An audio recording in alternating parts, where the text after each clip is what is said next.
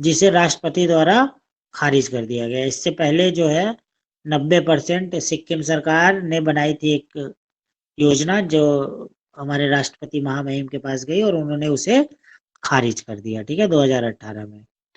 Maritime India vision 2030 कितने वर्षों का खाका है? ये 10 वर्षों का खाका है। मैरीटाइम मतलब रिलेटेड टू जल सैनिक जो होते हैं हमारे, या जल से रिलेटेड जो हमारे गुड्स एंड सर्विसेज होती हैं, जैसे आपके मर्चेंट नेवी, इन क्षेत्र में जो है पूरा एक खाका तैयार किया गया है। कितने साल का? 10 साल का। उसे क्या नाम दिया गया है? मैरीटाइम इंडिया विजन 2030, ठीक है। आगे देखते हैं। डैश को मैरीटाइम इंडिया विजन 2021 के उद्घाटन में मोदी जी द्वारा किया गया। कितने को? 2 मार्च 2021 को मैरीटाइम इंडिया विजन 2021 को उद्घाटन किसने किया था? मोदी जी ने। एमआईवी के तहत बंदरगाहों पर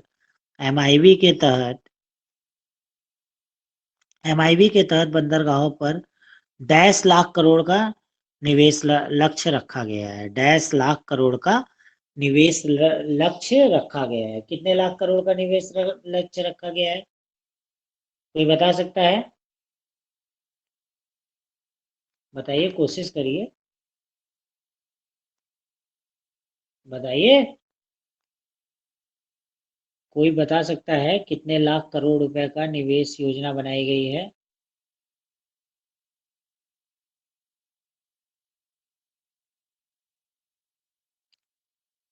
1.25 लाख करोड़ के, ठीक है। ध्यान से लिख लीजिएगा, 1.25 लाख करोड़ रुपए की योजना बनाई गई है इन्वेस्ट करने के लिए, ठीक है। एमआईवी के तहत बंदरगाहों पर लाख करोड़ रुपए यानी 1.25 लाख करोड़ रुपए। किन बंदरगाहों पर? गुजरात, महाराष्ट्र, उड़ीसा, पश्चिम बंगाल संकुल के डैश रुपए के निवेश की बड़ी क्षमता के बंदरगाहों को विकास का लक्ष्य रखा गया 8,000, ठीक है।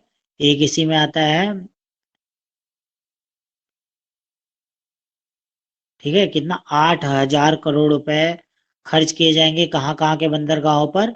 गुजरात, महाराष्ट्र, उड़ीसा, पश्चिम बंगाल में जो बंदरगाह है वहां पर कितना लक्ष्य रखा गया है? 80,000 करोड़ रुपए। कितना लक्ष्य रखा गया है? 80,000 करोड़ रुपए।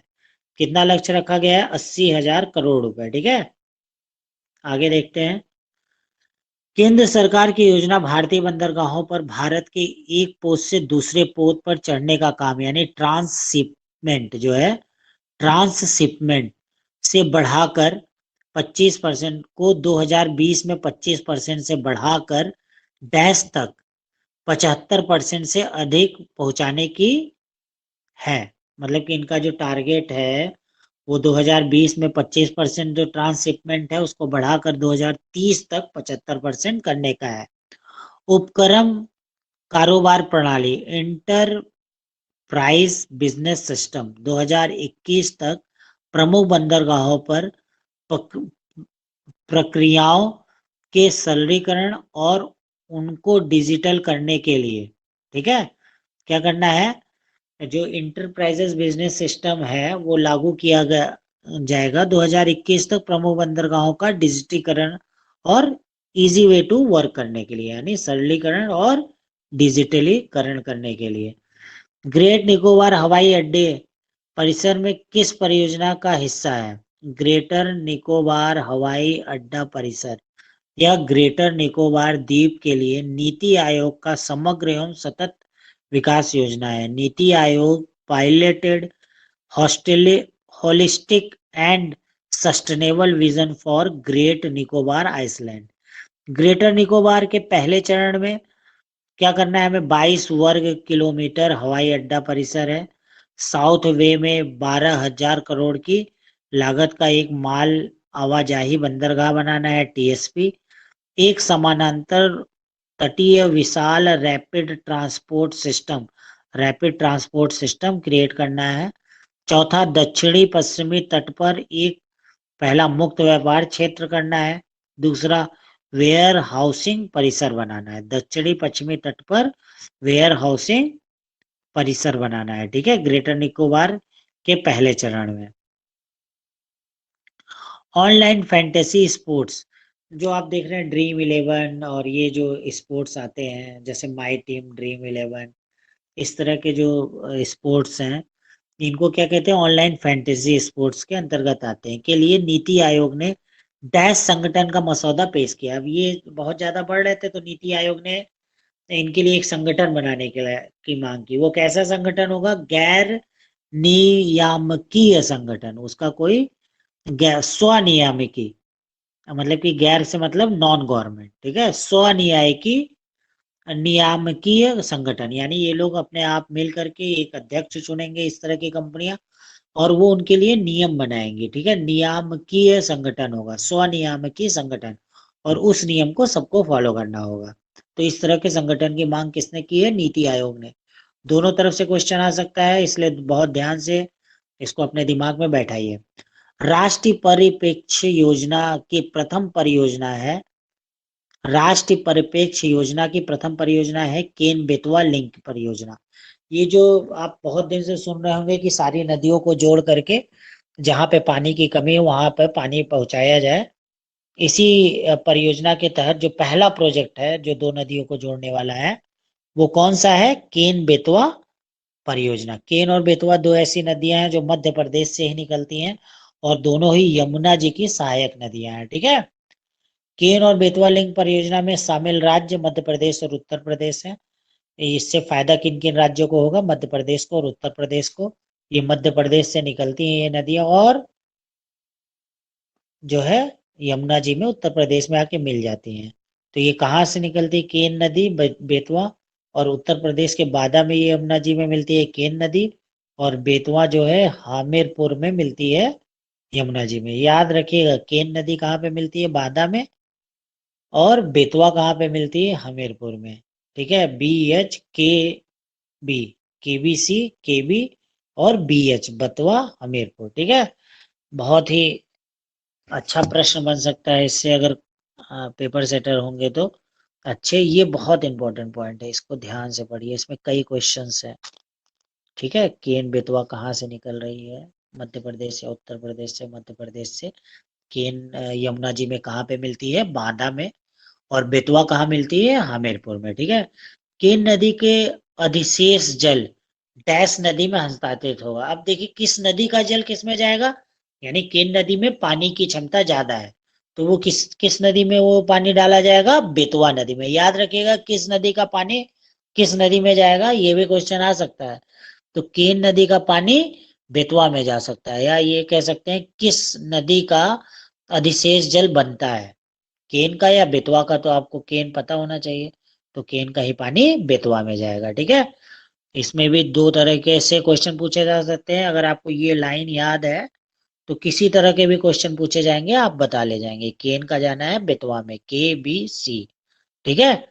केन बेतवा प्रभावित क्षेत्र कौन कौन से होंगे, यूपी में भी पूछ सकता है कि इनमें से कौन सा यूपी का प्रभाव क्षेत्र है जो केन और बेतवा प्रोजेक्ट से प्रभावित नहीं होगा, ठीक है। उसमें झांसी, बांदा, ललितपुर दे देगा, और कोई एक दे देगा इलाहाबाद, या कोई भी बनारस, या दे देगा बेतवा, ललितपुर, महोबा और कानपुर।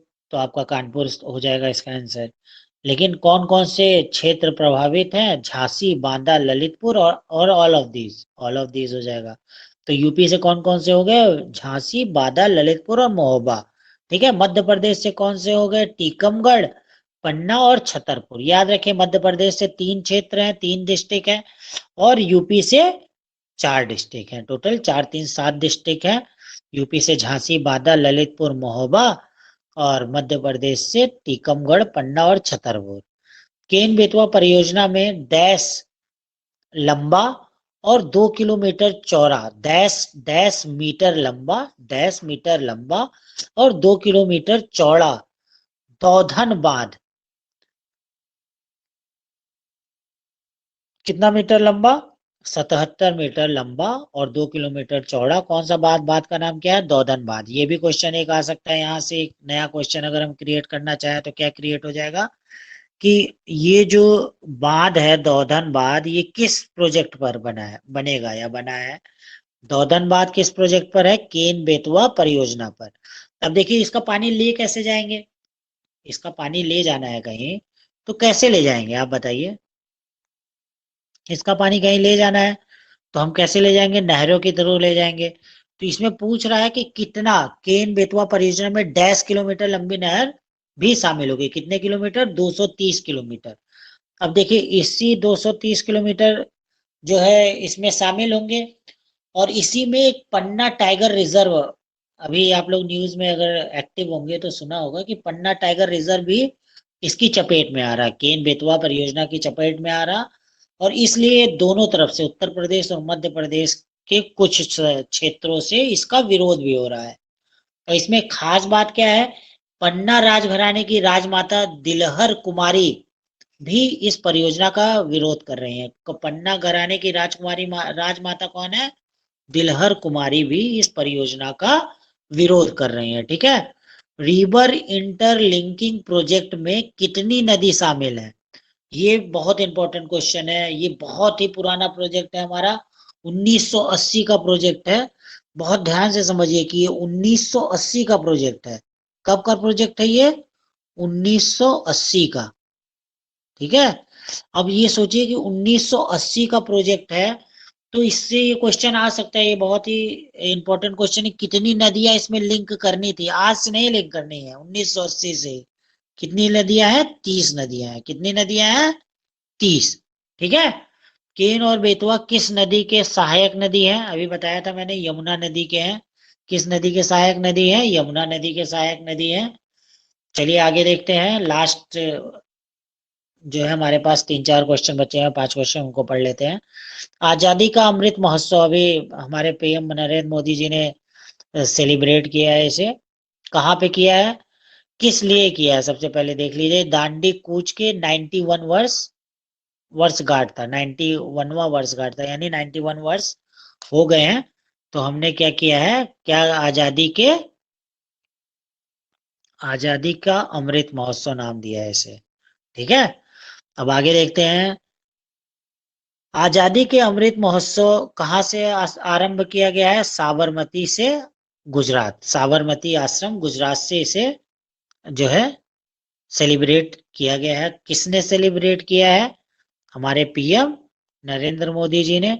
आजादी के अमृत महोत्सव में कितने यात्रियों की पद यात्रा स्टार्ट करवाई गई थी, कितने यात्री पद यात्रा निकाले थे इस बार, जो है कितने यात्री हैं यहाँ पे, 81 यात्रियों को पद यात्रा की है, कहाँ तक, दांडी तक। ठीक है। अब दांडी मार्च इन हिस्ट्री, बहुत इंपॉर्टेंट क्वेश्चन है, बीएड में भी आया था कि ये कब स्टार्ट हुआ है। ये कब स्टार्ट हुआ है, ये बीएड में अभी आ चुका है, यूपी बीएड में क्वेश्चन आया हुआ था। 12 मार्च 1930। और कब खत्म हुआ है, 16 अप्रैल 1930 तक चला। 12 मार्च 1930 में स्टार्ट हुआ और 16 अप्रैल 1930 तक चला। ठीक है। अभी एक बहुत इंपॉर्टेंट क्वेश्चन नहीं है, लेकिन ये पूछ सकता है, इससे आपदा से रिलेटेड क्वेश्चन है ये, उत्तराखंड आपदा से, जो वहां पे फ्लड आया था जिसमें काफी लोग मारे गए हैं। उसमें जो एक पॉइंट जो पूछ सकता है कि ये कब आया था ये फ्लड, 7 फरवरी 2021। कब आया था ये फ्लड, 7 फरवरी 2021। कहाँ पर हुआ है ये फ्लड, उत्तराखंड में, उत्तराखंड के चमोली के तपोवन क्षेत्र में, उत्तराखंड के चमोली के तपोवन क्षेत्र में। आगे इसी तरह हमारे जीए अपना अपडेट करने के लिए हमारे चैनल से जुड़े रहें, और हमें लाइक सब्सक्राइब जरूर करें, जिससे आपको हमारा जो नेक्स्ट वीडियो है उसकी इंफॉर्मेशन आसानी से प्राप्त होती रहे। Thank you.